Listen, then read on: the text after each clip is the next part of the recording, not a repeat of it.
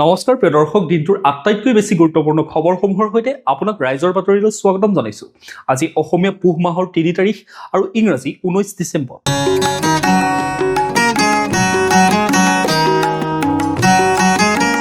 এতিয়া আহিছো আমি প্ৰথমটো খবৰলৈ। অসমত এক নতুন ইতিহাস সৃষ্টি কৰিব প্ৰধানমন্ত্ৰী মোদীয়ে। মুখ্যমন্ত্ৰীয়ে জনালে কি সেই ইতিহাস। প্ৰধানমন্ত্ৰীয়ে দুদিনীয়া অসম ভ্ৰমণসূচীত কি কাৰ্যসূচীত অংশ ল'ব সবিস্তাৰে ক'লে মুখ্যমন্ত্ৰী ডক্টৰ হিমন্ত বিশ্ব শৰ্মাই। এইবাৰ প্ৰধানমন্ত্ৰীৰ আগমনৰ লগে লগে অসমত সৃষ্টি হ'ব আন এক ইতিহাস। কিন্তু কি এই ইতিহাস? এই সন্দৰ্ভত মুখ্যমন্ত্ৰীয়ে জনায় যে তেখেতে ৰাজ্যিক বিজেপিৰ কাৰ্যালয়লৈ আহি আমাৰ কাৰ্যকৰ্তাসকলৰ লগত কথা পাতিব। অসম বিজেপি বা আমাৰ ৰাজ্যিক বিজেপিৰ ইতিহাসত এইটো প্ৰথম হ'ব যে প্ৰথমবাৰলৈ ভাৰতৰ প্ৰধানমন্ত্ৰী আমাৰ কাৰ্যালয়লৈ আহিব। মোদী ডাঙৰীয়া বা বাজপেয়ী ডাঙৰীয়া আগতেও অসমলৈ আহিছিল, কিন্তু ৰাজ্যিক বিজেপিৰ কাৰ্যালয়লৈ তেখেতসকল কেতিয়াও অহা নাছিল। এইবাৰ আমাৰ বাবে পৰম সৌভাগ্য যে মোদী ডাঙৰীয়া নিজে আমাৰ ৰাজ্যিক বিজেপিৰ কাৰ্যালয়লৈ আহিব। বৃহস্পতিবাৰে বশিষ্ঠস্থিত ভাৰতীয় জনতা পাৰ্টিৰ মুখ্য কাৰ্যালয়ত আগন্তুক প্ৰধানমন্ত্ৰীৰ ভ্ৰমণসূচী সন্দৰ্ভত এক গুৰুত্বপূৰ্ণ বৈঠক অনুষ্ঠিত হয়। এই বৈঠকত প্ৰধানমন্ত্ৰীৰ ভ্ৰমণসূচী সন্দৰ্ভত প্ৰতিটো দিশ আলোচনা কৰা হয়। এই বৈঠকত মুখ্যমন্ত্ৰী ডক্টৰ হিমন্ত বিশ্ব শৰ্মাৰ উপৰি ৰাজ্যিক বিজেপিৰ সভাপতি দিলীপ শইকীয়া, কেইবাজনো মন্ত্ৰী, বিধায়ক তথা দলীয় কাৰ্যকৰ্তাসকল উপস্থিত থাকে। বৈঠকৰ অন্তত মুখ্যমন্ত্ৰী ডক্টৰ হিমন্ত বিশ্ব শৰ্মাই আগন্তুক ২০ আৰু ২১ ডিচেম্বৰ তাৰিখে প্ৰধানমন্ত্ৰীয়ে অসম ভ্ৰমণত অংশ ল'ব লগা কাৰ্যসূচীসমূহৰ বিষয়ে সংবাদ মাধ্যমৰ জৰিয়তে অৱগত কৰে। তেওঁ কয় যে প্ৰধানমন্ত্ৰীয়ে ২০ ডিচেম্বৰত প্ৰথমে ভাৰত ৰত্ন লোকপ্ৰিয় গোপীনাথ বৰদলৈ ৮০ ফুট উচ্চতাৰ প্ৰতিমূৰ্তি বিমানবন্দৰৰ চৌহদত উন্মোচন কৰিব। তাৰ পিছতে গুৱাহাটীৰ লোকপ্ৰিয় গোপীনাথ বৰদলৈ আন্তঃৰাষ্ট্ৰীয় বিমানবন্দৰৰ নতুন টাৰ্মিনেল উদ্বোধন কৰি এক ৰাজহুৱা সভা সম্বোধন কৰিব। বিমানবন্দৰ টাৰ্মিনেল উদ্বোধনৰ পিছত প্ৰধানমন্ত্ৰী মোদীয়ে বশিষ্ঠস্থিত ভাৰতীয় জনতা পাৰ্টিৰ ৰাজ্যিক কাৰ্যালয়ত উপস্থিত হৈ দলীয় কাৰ্যকৰ্তাসকলৰ সৈতে কথা পাতিব। কাৰ্যালয়লৈ আহোঁতে ১ কিলোমিটাৰ আমি তেখেতৰ সন্মানাৰ্থে আমাৰ কাৰ্যকৰ্তাসকলে ৰোড শ্ব'ৰ আয়োজন কৰিছো। দ্বিতীয় দিনৰ কাৰ্যসূচীৰ সন্দৰ্ভত মুখ্যমন্ত্ৰীয়ে কয় যে ২১ ডিচেম্বৰত ৰাতিপুৱা ব্ৰহ্মপুত্ৰৰ বুকুত বিলাসী জাহাজত উঠি প্ৰায় ২৫গৰাকী মেধাৱী ছাত্ৰ ছাত্ৰীৰ সৈতে পৰীক্ষা পে চৰ্চা কাৰ্যসূচীত অংশগ্ৰহণ কৰিব মোদীয়ে। পৰীক্ষা পে চৰ্চা কাৰ্যসূচীত পৰীক্ষালৈ কেনেকৈ সাজু হ'ব লাগে, কি কৰিব লাগে তাৰ ওপৰত চৰ্চা কৰিব মোদীয়ে। প্ৰায় আধা ঘণ্টা বা ৪০ মিনিট হ'ব।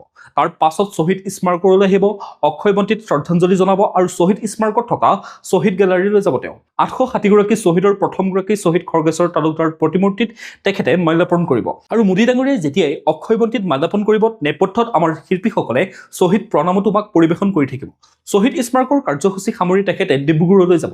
ডিব্ৰুগড়ৰ পৰা নামৰূপত ১২ লাখ মেট্ৰিক টন ইউৰিয়া উৎপাদন কৰিব পৰা নতুন এটা সাৰ কাৰখানাৰ ভূমি পূজন কৰিব মোদী ডাঙৰীয়াই। তাৰ পিছতে তেওঁ ৰাজধানীলৈ গমন কৰিব। এতিয়া আহিছো আমি পৰৱৰ্তী খবৰটোলৈ। আগন্তুক সময়ত বিজেপিৰ হৈ নিৰ্বাচনত অৱতীৰ্ণ হ'ব গৰিমা শইকীয়া গাৰ্গ। হঠাৎ জুবিন গাৰ্গৰ পত্নী গৰিমা শইকীয়া গাৰ্গক আক্ৰমণৰ লক্ষ্য কৰিলে ৰাইজৰ দলে। হাৰ্টথ্ৰব জুবিন গাৰ্গৰ মৃত্যুৰ তদন্তৰ চাৰ্জশ্বীট দাখিল হোৱাৰ পিছতে অসমত নতুন ৰাজনৈতিক বিতৰ্কৰ সূচনা হৈছে। কৃষক মুক্তি সংগ্ৰাম সমিতিৰ নেতা অখিল গগৈয়ে সামাজিক মাধ্যমত চাৰ্জশ্বীট ফালি পেলাই দিম বুলি কৰা মন্তব্যই সমগ্ৰ ৰাজ্যজুৰি তীব্ৰ প্ৰতিক্ৰিয়াৰ সৃষ্টি কৰিছে। একাংশৰ মতে এই মন্তব্য অখিল গগৈয়ে অভিযুক্ত শ্যামকানু মহন্তক ৰক্ষা কৰিব বিচাৰিছে বুলি অভিযোগ তোলাৰ লগতে আন একাংশই চাৰ্জশ্বীট নপঢ়াকৈয়ে মন্তব্য কৰা হৈছে বুলি কটাক্ষ কৰে। এই ঘটনাৰ মাজতে হঠাৎ ৰাইজৰ দলৰ একাংশ কৰ্মীয়ে জুবিন গাৰ্গৰ পত্নী গৰিমা শইকীয়া গাৰ্গক আক্ৰমণৰ লক্ষ্য কৰি লয়। সামাজিক মাধ্যমত অভিযোগ গৰিমা শইকীয়া গাৰ্গে আগন্তুক সময়ত বিজেপিৰ হৈ নিৰ্বাচনত অৱতীৰ্ণ হ'ব পাৰে। ইয়াৰ লগতে চাৰ্জশ্বীটত গৰিমা শইকীয়া গাৰ্গ, তাৰছেম মিট্টাল আৰু শ্যামন্ত গৌতমৰ নাম নথকাৰ বিষয়টো উত্থাপন কৰি প্ৰশ্ন তোলে ৰাইজৰ দলৰ কৰ্মীসকলে। বিতৰ্ক ইয়াতে শেষ নহয়। সামাজিক মাধ্যমত ৰাইজৰ দলৰ একাংশ কৰ্মীয়ে অভিযোগ কৰে যে জাষ্টিছ ফৰ জুবিন আছিল চিনেমা ৰৈ ৰৈ বিনালেৰ ব্যৱসায়িক প্ৰচাৰৰ কৌশল। চিনেমাখনৰ উপাৰ্জন আশানুৰূপ হোৱাৰ পাছত প্ৰযোজক গোষ্ঠীয়ে চৰকাৰৰ পক্ষ ল'বলৈ আৰম্ভ কৰিছে বুলি মন্তব্য কৰে। এই সকলো বিৰূপ আৰু অপমানজনক মন্তব্যৰ তীব্ৰ বিৰোধিতা কৰিছে বহু প্ৰকৃত জুবিন অনুৰাগীয়ে। সামাজিক মাধ্যমত তেওঁলোকে ৰাইজৰ দলৰ কৰ্মীসকলক কঠোৰ ভাষাৰে সমালোচনা কৰা দেখা যায়। লগতে কয় যে জুবিন গাৰ্গ কোনো ৰাজনৈতিক এজেণ্ডাৰ সামগ্ৰী নহয় আৰু ন্যায়ৰ দাবীক ৰাজনীতিৰে কলংকিত কৰা নচলিব। এতিয়া আহিছো আমি পৰৱৰ্তী খবৰটোলৈ। উৎকোচ লৈ হাত দাঙিলে গোলকগঞ্জৰ খণ্ড উন্নয়ন বিষয়া। উৎকোচ লৈ হাত দাঙিবলগীয়া হ'ল ধুবুৰীৰ গোলকগঞ্জৰ খণ্ড উন্নয়ন বিষয়া ৰতন সাহাই। জানিব পৰা মতে গোলকগঞ্জ বাহকাটি গাঁৱৰ অমিত সৰোবৰ আঁচনিৰ অধীনত নিৰ্মাণ কৰা চাৰিসীমাৰ বেৰ নিৰ্মাণৰ বিল মোকলাই দিয়াৰ বিনিময়ত দেৱোত্তৰ এণ্টাৰপ্ৰাইজ নামৰ এটা প্ৰতিষ্ঠানৰ পৰা ধন দাবী কৰিছিল খণ্ড উন্নয়ন বিষয়া সাহাই। সেই মৰ্মে আজি বিচৰা উৎকোচৰ মুঠ ধনৰ কিস্তিৰূপে ১৫,০০০ টকা প্ৰদান কৰাৰ লগে লগে ৰতন সাহাক হাতেলতে কৰায়ত্ব কৰে পূৰ্বৰে পৰা খাপ পিটি থকা দুৰ্নীতি নিবাৰক শাখাৰ এটি দলে। শেহতীয়াকৈ বিষয়াগৰাকীক গ্ৰেপ্তাৰ কৰি তেওঁৰ বিলাসীপাৰাৰ ১৩ নং ৱাৰ্ডস্থিত বাসগৃহত দলটোৱে অভিযান চলাই থকা বুলি জানিব পৰা গৈছে। এতিয়া আহিছো আমি পৰৱৰ্তী খবৰটোলৈ। প্ৰথমে চাৰ্ভে, তাৰ পিছতে মৃত্যুতা, কংগ্ৰেছৰ খাটাং কথা। অসমৰ 126টা বিধানসভা সমষ্টিত প্ৰথমে চলিছে কংগ্ৰেছৰ চাৰ্ভে, তাৰ পিছতহে হ'ব বিজেপি বিৰোধী মিত্ৰজোঁটৰ বাবে মিত্ৰদল নিৰ্বাচন। তেতিয়াহে হ'ব আসনৰ ভাগ বতৰোৱা। 2026ৰ অসম বিধানসভা নিৰ্বাচনলৈ মাত্ৰ 3 মাহ বাকী আছে। ৰাজ্যৰ শাসনাধীষ্ঠ বিজেপিৰ মিত্ৰজোঁটক উফুৰাবলৈ কংগ্ৰেছ প্ৰমুখ্যে বিৰোধী দলসমূহে একলগ হৈ নিৰ্বাচনী যুঁজৰ বাবে পৰিকল্পনা কৰিলেও এতিয়াও চূড়ান্ত হোৱা নাই বিৰোধীৰ মিত্ৰতাৰ স্থিতি। একাধিকবাৰ কংগ্ৰেছৰ নেতৃত্বত বৈঠকত মিলিত হৈছে বিৰোধীৰ 7টাকৈ ৰাজনৈতিক শক্তি। কিন্তু অসমত কংগ্ৰেছ নেতৃত্বাধীন বিৰোধীৰ মিত্ৰতাৰ ছবিখন এতিয়াও অস্পষ্ট। ইয়াৰ মাজতে কংগ্ৰেছে এজেন্সিৰ দ্বাৰা সমষ্টিয়ে সমষ্টিয়ে চলাইছে সমীক্ষাৰ প্ৰতিবেদন অনুসৰিহে কংগ্ৰেছে মিত্ৰতাৰ সংগী নিৰ্বাচন কৰিব। সেই অনুসৰি কৰিব আসনৰ ভাগ বতৰোৱা। এতিয়া এইছো আমি পৰৱৰ্তী খবৰটোলৈ। আজি অনুষ্ঠিত হয় অসম কেবিনেট। অসম মন্ত্ৰীসভাই BTC-লৈ 250 কোটি টকাৰ আবণ্টনৰ বাবে অনুমোদন জনাইছে। আজি দিছপুৰত অনুষ্ঠিত মন্ত্ৰীসভাৰ বৈঠকৰ পাছত মুখ্যমন্ত্ৰী ডক্টৰ হিমন্ত বিশ্ব শৰ্মাই এখন সংবাদমেলত এই বিষয়ে প্ৰকাশ কৰে। মুখ্যমন্ত্ৰীয়ে চাহ শ্ৰমিকক ভূমি প্ৰদানৰ বাবে ভূমি চিলিং সংশোধন কৰা সন্দৰ্ভত মন্ত্ৰীসভাই অনুমোদন জনোৱাৰ কথাও উল্লেখ কৰে। এই সংশোধনীৰ ফলত সংশ্লিষ্ট জিলাৰ আয়ুক্তসকলে ভূমি আবণ্টনৰ কামত আগবাঢ়িব পাৰিব বুলি মুখ্যমন্ত্ৰীয়ে উল্লেখ কৰে। ধেমাজি জিলাৰ কাৰেং-চাপৰিত CRPFৰ গ্ৰুপ চেণ্টাৰ স্থাপনৰ বাবে 607 বিঘা ভূমি আবণ্টনত মন্ত্ৰীসভাই অনুমোদন জনায়। মিছন বসুন্ধৰাৰ জৰিয়তে লখিমপুৰ, কামৰূপ, বৰপেটা, ধুবুৰী, গোৱালপাৰা, দৰঙৰ 224টা পৰিয়াল আৰু কামৰূপ, বৰপেটা, গোৱালপাৰা, গোলাঘাট, দৰঙৰ 84টা পৰিয়াললৈ ভূমি আবণ্টন কৰা হৈছে বুলিও তেওঁ জানিবলৈ দিয়ে। মন্ত্ৰীসভাই লগতে দৃষ্টিহীন বিশ্বকাপ ক্ৰিকেট বিজয়ী ভাৰতীয় দলৰ সদস্যা চিমু দাসক শাৰীৰিক প্ৰশিক্ষক পদত নিযুক্তি দিয়াৰ কথা মন্ত্ৰীসভাই এটা প্ৰস্তাৱ গ্ৰহণ কৰে। আজি মন্ত্ৰীসভাই প্ৰধানমন্ত্ৰী নৰেন্দ্ৰ মোদীৰ অসম ভ্ৰমণৰ প্ৰস্তুতি সন্দৰ্ভতো বিভিন্ন বিষয়ে আলোচনা কৰে। এতিয়া আমি পৰৱৰ্তী খবৰটোলৈ। কান্দোন নহয়, এইবাৰ উচ্ছেদত হাঁহি বিৰিঙিছে এক বৃহৎ অঞ্চলবাসীৰ মুখত।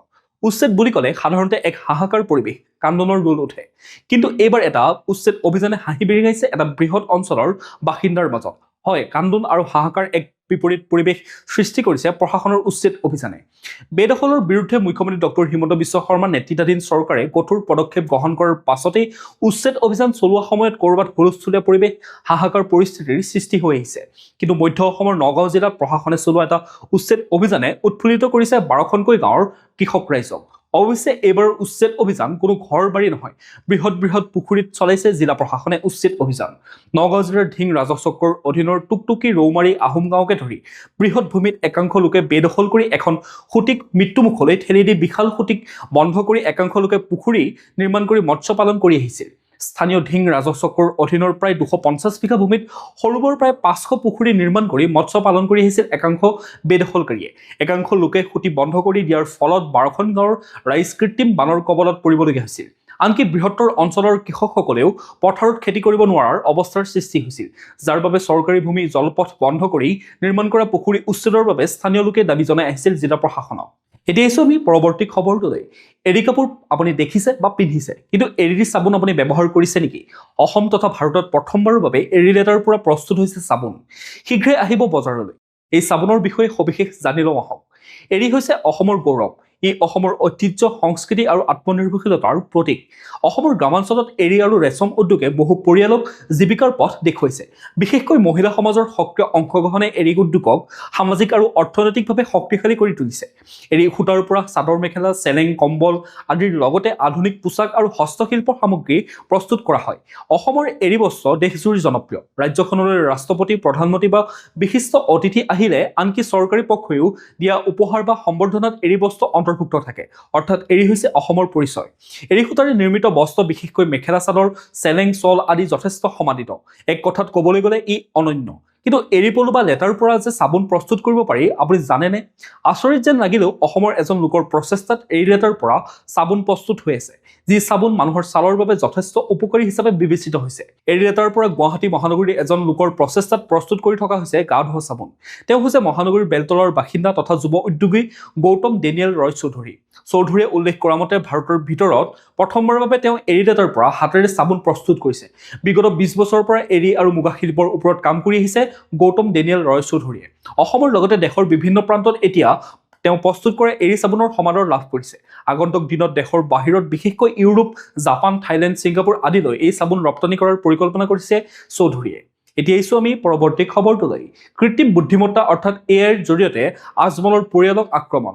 হোজাই জিলাত আৰম্ভ হৈছে কৃত্ৰিম বুদ্ধিমত্তা এআইৰ জৰিয়তে বিভিন্ন ৰাজনৈতিক নেতাৰ ফটো বিকৃত কৰি চলোৱা হৈছে সন্মানহানিকাৰক অপপ্ৰচাৰ। ভুৱা ফেচবুক একাউণ্টৰ জৰিয়তে চলোৱা এনে অপপ্ৰচাৰত জাঙুৰ খাই উঠিছে ৰাজনৈতিক দলৰ লগতে সচেতন মহল। শেহতীয়াকৈ আজমল পৰিয়ালৰ 3গৰাকীকৈ ব্যক্তিৰ ফটো সংলগ্ন কৰি অৰ্ধ উলংগ দেহত ফটো লগাই কৰা হৈছে প্ৰচাৰ। AIUDFৰ প্ৰধান বদৰুদ্দিন আজমল, ভাতৃ বিধায়ক চিৰাজ উদ্দিন আজমল আৰু পুত্ৰ তথা প্ৰাক্তন বিধায়ক মুফতি আব্দুৰ ৰহিম আজমলৰ বিকৃত ফটো দুষ্ট চক্ৰই সামাজিক মাধ্যমত ভাইৰেল কৰি দিয়া থানাই গোচৰ তৰে AIUDFৰ নেতৃবৰ্গই। এক প্ৰকাৰ হোজাই জিলাত সৃষ্টি হৈছে ৰাজনৈতিক ধুমুহা। ৰাজা নামৰ এটি ফেচবুক পেজৰ পৰা মৌলানা বদৰুদ্দিন আজমলৰ পুত্ৰ আৰু মৌলানা বদৰুদ্দিন আজমল তেওঁ ভাতৃৰ ফটো বিকৃত কৰি কোন হ'ব পিনাকান্দিৰ সমষ্টিৰ প্ৰাৰ্থী ABC বুলি মতামত বিচাৰিছে দুষ্ট চক্ৰই। কোনোবা দুষ্ট চক্ৰই এআইৰ জৰিয়তে উলংগ বিকৃত ফটো সামাজিক মাধ্যমত দিয়াৰ লগে লগে ধুমুহা গতিত ফটোখন ভাইৰেল হৈ পৰে। ৰাজা নামৰ ফেচবুক পেজটোৰ জৰিয়তে হোজাই জিলাৰ থানাই গোচৰ দাখিল কৰিছে AIUDFৰ নেতৃত্বই। এতিয়া আহিছোঁ আমি পৰৱৰ্তী খবৰটোলৈ। 2024 বিধানসভা নিৰ্বাচনলৈ মাজত মাত্ৰ কেইটামান মাহহে বাকী আছে।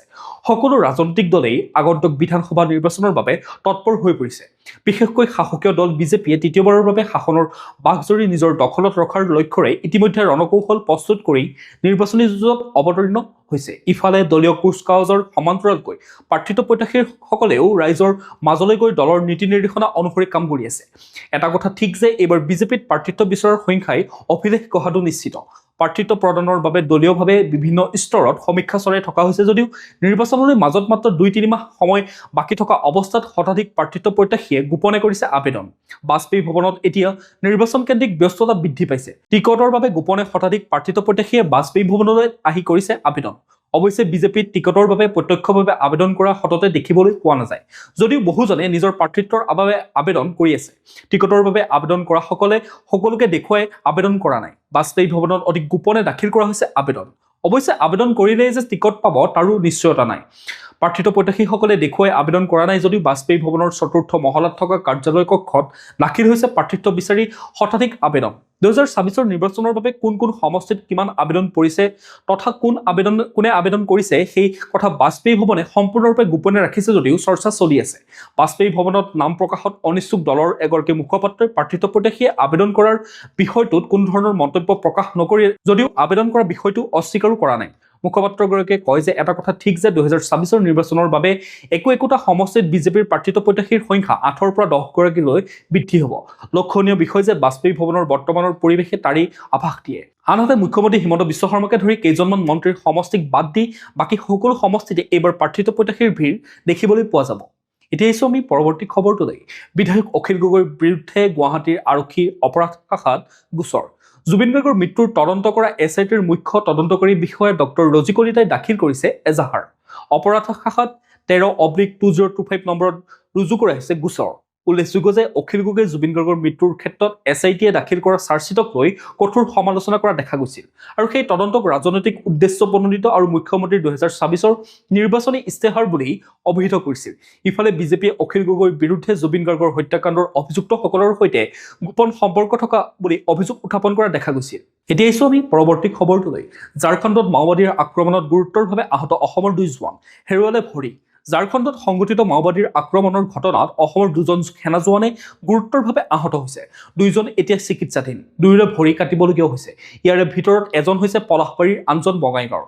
ঝাৰখণ্ডৰ পশ্চিম সিংভূম জিলাৰ সাৰন্দা বনাঞ্চলত যোৱা দেওবাৰে সন্ধিয়া নক্সাল বিৰোধী অভিযানৰ সময়ত নক্সালবাদীয়ে সংস্থাপন কৰা ইম্প্ৰভাইজড এক্সপ্ল'ছিভ ডিভাইচ অৰ্থাৎ IED বিস্ফোৰণত CRPFৰ কোব্ৰা বেটেলিয়নৰ জোৱান 2জন গুৰুতৰভাৱে আহত হয়। CRPFৰ তথ্য অনুসৰি থানা এলেকাৰ অন্তৰ্গত বালিৰা গাঁৱৰ সমীপত নিৰাপত্তাৰক্ষীয়ে নক্সাল বিৰোধী অভিযান চলোৱাৰ সময়তে এই ঘটনাটো সংঘটিত হয়। এই বিস্ফোৰণত 209 কোব্ৰা বেটেলিয়নৰ 2 জোৱান ক্ৰমে হেড কনিষ্টেবল অলোক দাস আৰু নাৰায়ণ দাস গুৰুতৰভাৱে আহত হয়। ইফালে প্ৰাথমিক চিকিৎসাৰ অন্তত 2জনকে আন জোৱানসকলে অতি কষ্টৰে জংঘলৰ পৰা উঠাই আনি তেওঁলোকৰ অৱস্থা সংকটজনক হোৱাত উন্নত চিকিৎসাৰ বাবে ৰাঁচীলৈ বিমানেৰে লৈ যোৱাৰ বুলি CRPFৰ এজন বিষয়াই জানিবলৈ দিয়ে। এতিয়া আহিছোঁ আমি পৰৱৰ্তী খবৰটোলৈ। 24 ঘণ্টাৰ ভিতৰত 15 বিদেশীক ভাৰত ত্যাগৰ নিৰ্দেশ জিলা আয়ুক্তৰ। নগাঁও বিদেশী ন্যায়াধিকৰণ আদালতে নগাঁও জিলাৰ 15গৰাকী লোকক বিদেশী নাগৰিক হিচাপে চিনাক্ত কৰে। কালি নগাঁৱৰ জ্যেষ্ঠ আৰক্ষী অধীক্ষকৰ পৰা এই সম্পৰ্কে পোৱা তথ্যৰ ভিত্তিত নগাঁও জিলা আয়ুক্তই কালিয়েই এক নিৰ্দেশযোগে এই 15গৰাকী বিদেশী নাগৰিকক 24 ঘণ্টাৰ ভিতৰত ভাৰত ত্যাগৰ নিৰ্দেশ জাৰি কৰে। নগাঁও বিদেশী ন্যায়াধিকৰণে বিদেশী ঘোষিত এই লোকসকল ক্ৰমে জিলাখনৰ ঢিং আৰক্ষী থানাৰ অন্তৰ্গত কান্ধুলিমাৰীৰ জহুৰা খাতুন, ৰহা আৰক্ষী থানাৰ অন্তৰ্গত দীঘলীয়াটিৰ হুছেইন আলী, বুৰেক আলী, ৰহিম শেখ, চাপৰমুখৰ নজৰুল ইছলাম, ৰহানগৰ ইদ্ৰিছ আলী, চামগুৰি আৰক্ষী থানাৰ অন্তৰ্গত লেংটেঙৰ আনোৱা বেগম, শালমাৰীৰ আশা খাতুন এনেধৰণে 15জনক 24 ঘণ্টাৰ ভিতৰত দেশ এৰিবলৈ নিৰ্দেশ দিয়া হয়। প্ৰিয় দৰ্শক, আপোনালোকে আমাৰ বাতৰিসমূহ চাই থাকিব, লগতে যদি চেনেলটো ছাবস্ক্ৰাইব কৰিবলৈ পাহৰি গৈছে অনুগ্ৰহ কৰি চেনেলটো ছাবস্ক্ৰাইব কৰি ল'ব, লগতে নটিফিকেশ্যন বেল আইকনটো প্ৰেছ কৰি ৰাখিব, তেতিয়াহে প্ৰতিদিনে আপোনালোকে আমাৰ নিউজৰ ভিডিঅ'ৰ আপডেটসমূহ পাই থাকিব। লগতে ভিডিঅ'টো যদি চাই ভাল পালে এটা লাইক কৰি থৈ যাব আৰু কমেণ্টত আপোনাৰ মতামত দিবলৈ নাপাহৰিব। এতিয়া জানি ল'ব আজিৰ দিনটোৰ বতৰৰ বতৰা। ভাৰতীয় বতৰ বিজ্ঞান কেন্দ্ৰৰ তথ্য অনুসৰি 19 ডিচেম্বৰ 2025 শুক্ৰবাৰৰ দিনটো অসমৰ বতৰ ফৰকাল আকাশৰ সৈতে দিনটো ৰ'দ দিয়াৰ পূৰ্ণ সম্ভাৱনা আছে। দিনটোৰ সৰ্বোচ্চ তাপমাত্ৰা 26 ডিগ্ৰী চেলছিয়াছ হ'ব আৰু ৰাতিৰ সৰ্বনিম্ন তাপমাত্ৰা 13 ডিগ্ৰী চেলছিয়াছ হ'ব। সূৰ্যোদয় হ'ব পুৱা 6:04 আৰু সূৰ্যাস্ত হ'ব 4:45। এতিয়া আছো আমি ৰাষ্ট্ৰীয় গুৰুত্বপূৰ্ণ খবৰসমূহৰ মাজলৈ। প্ৰধানমন্ত্ৰী মোদীক ওমানৰ সৰ্বোচ্চ সন্মান অৰ্ডাৰ অফ ওমান প্ৰদান। আজি প্ৰধানমন্ত্ৰী নৰেন্দ্ৰ মোদীক ওমানৰ মাস্কাটৰ ৰাজপ্ৰসাদত দেশখনৰ সৰ্বোচ্চ সন্মান অৰ্ডাৰ অফ ওমান প্ৰদান কৰা হয়। ভাৰত আৰু ওমানৰ মাজৰ সম্পৰ্কক শক্তিশালী কৰাৰ বাবে ওমানৰ চুলতান হেইথম বিন তাৰিকে প্ৰধানমন্ত্ৰী মোদীক এই সন্মান প্ৰদান কৰে। উল্লেখযোগ্য যে ওমান ভ্ৰমণৰত প্ৰধানমন্ত্ৰী নৰেন্দ্ৰ মোদীৰ এই সময়ছোৱাতে দুয়োখন দেশৰ কূটনৈতিক সম্পৰ্কই 70 বছৰ সম্পূৰ্ণ কৰে। ভাৰত আৰু ওমানৰ মাজৰ ঘনিষ্ঠ সম্পৰ্ক আৰু দুয়োখন দেশৰ জনসাধাৰণৰ নামত প্ৰধানমন্ত্ৰীয়ে এই সন্মান উৎসৰ্গা কৰা বুলি প্ৰকাশ কৰে। ইয়াৰ পূৰ্বে দুয়োখন দেশে আজি অৰ্থনৈতিক সম্পৰ্কৰ ক্ষেত্ৰত মাইলৰ খুঁটি স্থাপন কৰা সংহত অৰ্থনৈতিক অংশীদাৰিত্ব চুক্তিত স্বাক্ষৰ কৰে। এই চুক্তিত কেন্দ্ৰীয় বাণিজ্য আৰু উদ্যোগ মন্ত্ৰী পীযুষ গোৱেল আৰু ওমানৰ বাণিজ্য আৰু উদ্যোগ মন্ত্ৰী কুৰেছ আল ইউছুফে প্ৰধানমন্ত্ৰী নৰেন্দ্ৰ মোদী আৰু ওমানৰ চুলতান হেইথম বিন তাৰিকৰ উপস্থিতিত স্বাক্ষৰ কৰে। প্ৰধানমন্ত্ৰীয়ে ৰাজভৱনতে আজি দুয়োখন দেশৰ পাৰস্পৰিক স্বাৰ্থজড়িত বিষয়সমূহো আলোচনা কৰে। তেওঁলোকে ভাৰত আৰু ওমানৰ কৌশলগত অংশীদাৰিত্ব আৰু দ্বিপাক্ষিক সম্পৰ্কৰ বিষয়েও আলোচনা কৰে। এতিয়া আছো আমি পৰৱৰ্তী খবৰটোলৈ। জাৰ্মানীত ৰাহুল গান্ধীয়ে উঠা 4 লাখ টকীয়া বাইকখনৰ সৈতে ভাৰতৰ কি সম্পৰ্ক? কংগ্ৰেছ নেতা ৰাহুল গান্ধীৰ পূৰ্বৰে পৰাই বিলাসী বাইকৰ প্ৰতি আছে বিশেষ দুৰ্বলতা। ৰাহুল গান্ধীৰ গেৰেজত আছে বহুকেইখন লাখটকীয়া বাইক। শেহতীয়াকৈ জাৰ্মানী ভ্ৰমণত থকা কংগ্ৰেছ নেতাগৰাকীৰ এই বাইক প্ৰেমে পুনৰ সংবাদ শিৰোনাম দখল কৰিছে। জাৰ্মানীৰ ভ্ৰমণৰ সময়ত ৰাহুল গান্ধীয়ে পৰিদৰ্শন কৰিছিল BMW এটা প্লাণ্ট। এই কাৰখানাটোৰ কাম কাজ পৰিদৰ্শন কৰি নতুনকৈ বজাৰলৈ আহিবলগীয়া মডেলবোৰৰ সন্দৰ্ভতো বুজ লয় ৰাহুলে। BMW নতুনকৈ বজাৰত মুকলি কৰিবলগীয়া BMW F450 GS মডেলৰ বাইকখনত উঠি ফটো উঠাৰ বাবে পোষ্ট দিছিল ৰাহুলে। এই ফটোখন সামাজিক মাধ্যমত ভাইৰেল হোৱাৰ পাছতে চৰ্চা চলিছিল যে বাইক ভালপোৱা ৰাহুলে ভাৰতলৈ নহাৰ পূৰ্বে ক্ৰয় কৰিলে নেকি এই বাইকখন। এই চৰ্চা চলি থকাৰ সময়তে ৰাহুল গান্ধীয়ে সদৰি কৰিলে এই বিশেষ তথ্য। জাৰ্মানীত মুকলি হ'বলগীয়া এই বাইকখন প্ৰস্তুত কৰা হৈছে ভাৰতৰ হেনুৰস্থিত TVS প্লাণ্টত। ভাৰতত নিৰ্মাণ হোৱাৰ পাছতে এই বাইকখন 100ৰো অধিক দেশত মুকলি কৰা হ'ব। এই বাইকখনৰ প্ৰাৰম্ভিক মূল্য হ'ব 4.50 লাখ টকা বুলি জানিবলৈ দিছে প্ৰতিষ্ঠানটোৱে। ভাৰতত এই বাইকখন 2026ৰ প্ৰথম ভাগতে মুকলি কৰা হ'ব।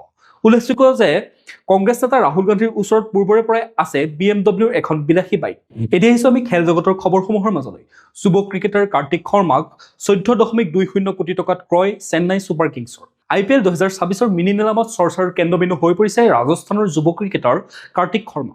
মাত্ৰ 19 বছৰ বয়সতে যুৱ ক্ৰিকেটাৰগৰাকীক 14.20 কোটি টকাত ক্ৰয় কৰিছে চেন্নাই ছুপাৰ কিংছে। উল্লেখযোগ্য যে আবুধাবিত অনুষ্ঠিত হোৱা IPL 2026ৰ মিনি নিলামৰ আৰম্ভণিতে ছেট 1ত অন্তৰ্ভুক্ত খেলুৱৈৰ নাম ঘোষণা কৰা হয়। অষ্ট্ৰেলিয়াৰ কেমেৰন গ্ৰীণকো ছেট 1ত অন্তৰ্ভুক্ত কৰা হয় আৰু তেওঁৰ বেছ মূল্যতকৈ বহুগুণে বেছি মূল্য লাভ কৰে বুলি জানিব পৰা গৈছে। ইপিনে 2024-25 ছিজনত কাৰ্তিক শৰ্মাই ৰঞ্জী ট্ৰফীত অভিষেক ঘটোৱাৰ লগতে উত্তৰাখণ্ডৰ বিৰুদ্ধে প্ৰথমখন খেলত শতক অৰ্জন কৰে।